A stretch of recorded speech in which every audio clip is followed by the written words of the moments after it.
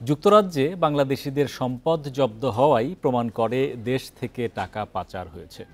পাচার হওয়া এসব অর্থ ফেরত আনতে শিগগিরই আইনি প্রক্রিয়া শুরু হবে বলে জানিয়েছেন বাংলাদেশ ব্যাংকের governor doctor Ahsan H Mansur. দুপুরে মতিঝিলে কেন্দ্রীয় ব্যাংকে সাংবাদিকদের তিনি এসব কথা জানান। তিনি বলেন, ব্যাংক একীভূত একটি চলমান প্রক্রিয়া, তবে কর্মীদের আতঙ্কিত হওয়ার কিছু নেই। বান্ডেল থাকলে প্রতি সেনমানিতে টাকা বাঁচবে। বিকাশ সেনমানি বান্ডেল কিনে জিতুন প্রতি লেনদেনে। অর্থনীতির অবস্থা পর্যালোচনায় গঠিত শ্বেতপত্র কমিটির তথ্য মতে বিগত 15 বছরে ব্যবসায়ী, রাজনীতিবিদ, আমলাদের সংঘবদ্ধ চক্রের দুর্নীতির মাধ্যমে দেশ থেকে পাচার হয়েছে $234 বিলিয়ন। এসব অর্থের বেশিরভাগ চলে গেছে দুবাই, যুক্তরাষ্ট্র ও যুক্তরাজ্য সহ বিশ্বের বিভিন্ন দেশে।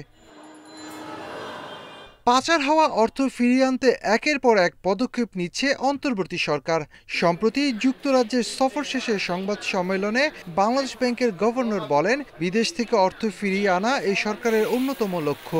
বলেন, অর্থ পাচার রোধ এবং পাচার হওয়া অর্থ ফেরত আনতে দেশ ও বিদেশে মামলা করতে পারে সরকার। তবে কী ধরনের মামলা করা হবে এবং কিভাবে তা পরিচালনা করা হবে সে বিষয়ে সিদ্ধান্ত নেবেন আইনজীবীরা। আউট অফ কোর্ট সেটেলমেন্ট যদি যেতে হয় সেটাও একটা প্রক্রিয়া।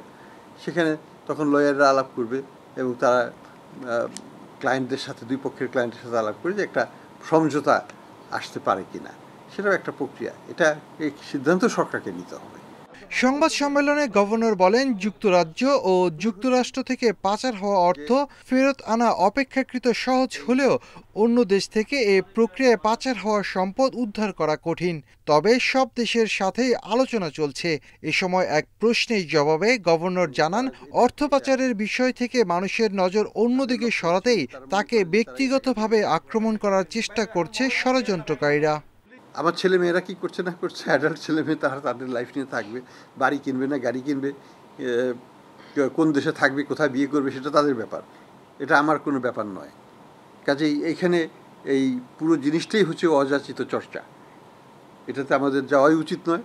এবং যদি কোনো প্রমাণ থাকে যে আমি $1 পাঠিয়েছি, আপনার প্রমাণটা নিয়ে আসেন।